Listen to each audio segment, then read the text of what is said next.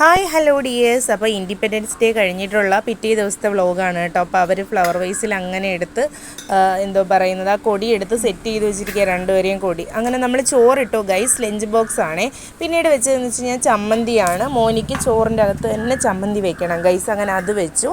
അതിനുശേഷം പിന്നീട് നമ്മൾ വെക്കുന്നതെന്ന് വെച്ച് കഴിഞ്ഞാൽ മുരിങ്ങയ്ക്ക് അവിയലാണ് കേട്ടോ.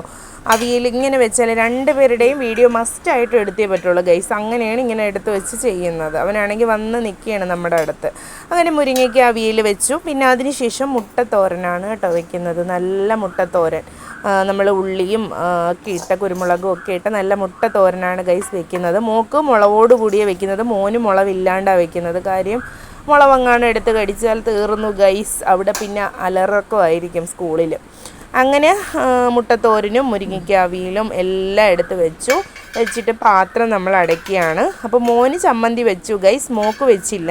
അപ്പം രണ്ടുപേരുടെയും പാത്രം അടച്ചതിന് ശേഷം മോക്ക് ഇതേപോലെ തന്നെ ചമ്മന്തി ഒരു ചെറിയ പാത്രത്തിലാണ് എന്നും വെക്കുന്നത് കേട്ടോ.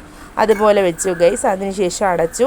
അപ്പോൾ ഇന്ന് സ്നാക്സ് ഒന്നുമില്ല, ഇക്ക അങ്ങോട്ട് പോകുന്ന വഴിക്ക് മേടിച്ചു കൊടുക്കാമെന്ന് പറഞ്ഞു. ഇത്രയേ ഉള്ളായിരുന്നു. Tata bye bye.